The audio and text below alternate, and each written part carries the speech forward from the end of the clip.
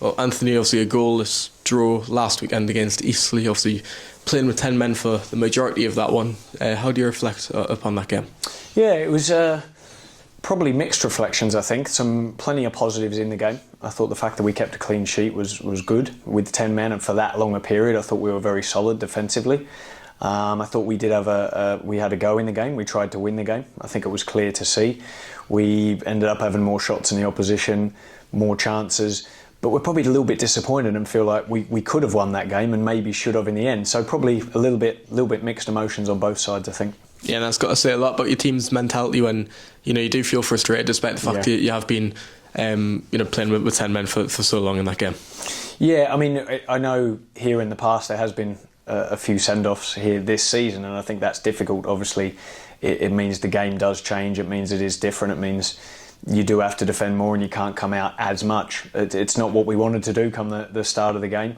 But I think, the mentality did show, and I think the fans are very appreciative of that at the end of the game, knowing that we gave maximum effort to go on and try and win the game, as I said before. So, I was pleased with the reaction from that, but knowing that we want to win more games at home, there's no doubt about that. And on a personal note, you've oversaw 2 games now from the touchline, obviously alongside Gav and Lenny and Fed as well. How have you seen them? How's everything been since you've arrived here?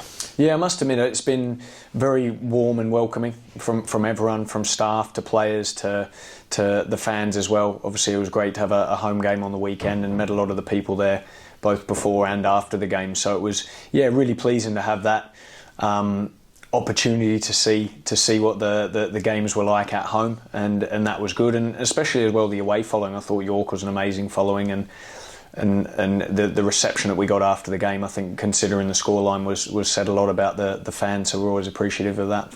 I've just touched on the management group there. How have you fitted into that in terms of training on a day-to-day basis? How does everything look within your coaching team? Yeah, sure. I mean, look, it's great to be learning from someone like Lenny with his experience over 1,000 games as manager is invaluable for me. There's plenty of coaches to be able to work with the players on the grass. It's worked really well. We've been able to split the groups up into different units, attackers, midfielders, defenders in the week. Gav's very good coach in himself, Dicko as well, who does the S&C, but is more of a coach also as well with his playing experience and history that he's had here too. And I think add sort of Nicky Featherstone into that area as well with his expertise of still the playing side as well, but from a player's point of view, and a coach also. I think it's been really good to have those hands on deck and to be able to really input into the players in all the different ways. But it's worked well so far, and hopefully that can result in a result on the weekend. And how is your relationship with the players, been like? I don't know if you knew too much of them before you came here, but now you've saw them on a day-to-day basis. Yeah. How's that been? Yeah, it's always good to get in and get your hands dirty and work with the players. There's no doubt about that. I knew a few of them who I'd worked with in the past beforehand coming in, but I think they're a real honest group. They're a group that want to get better and improve, and a real group, I feel, that are talented and can be improving and developing where they are at the moment. But on a day-to-day, they're always up for training, always ready to go, want to learn, want to develop, and that's been really pleasing. So I've enjoyed working with them so far. Yeah, fantastic to see Jack Hunter and Luke Waterfall back in the team last week. How's everyone, this week in terms of injury news, fitness front? I know Gary Medin's been working hard on the training pitch. How's the squad coming along? Yeah, they have been. Yeah, there's been a few sort of niggles from the weekend that we've had to look over this week. As you say there, Gary's trained each day this week so far, so hopefully he puts him in contention for the weekend. I think Luke Waterfall did great considering the time that he'd spent out injured and that to come in and play the full 90. We've had to look after him this week again, but he should be available for the weekend. So other than that, it's mostly a fully fit squad, and that puts us in a good position because there's some good decisions to make for the team and for the bench. Yeah, and how's Billy Davies been doing? Obviously, still had a head injury against York. Got through training and pulled out late. So how's he been doing? Yeah, no, he's been good this week. Yeah, very good this week. So been following the protocol for that, and been doing some light work, and then hopefully that puts him in contention for the weekend.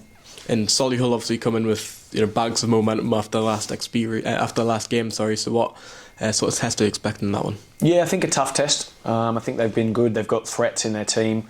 I look at Wilkinson, the striker, Football League experience, scored I think a hat-trick on the weekend in a crazy game with 2 send-offs and 6 goals in the second half.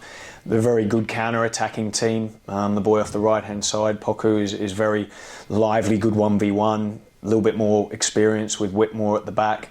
Obviously, they'll have a suspension for the weekend with Clark, but I think they've got good players who can come in and replace there with Morrison playing centre-back as well. So, yeah, I think it'll be a tough test. I think we can still look to try and be aggressive with them, try and score, try and get that at them defensively as well, but then having to make sure we maintain their threats also too. So, yeah, I expect it to be a good game but a very tough one away from home. How do things change when you're facing a team, especially away from home? Is it still focusing on your own game plan, or how much do you change things to focus on Solihull themselves?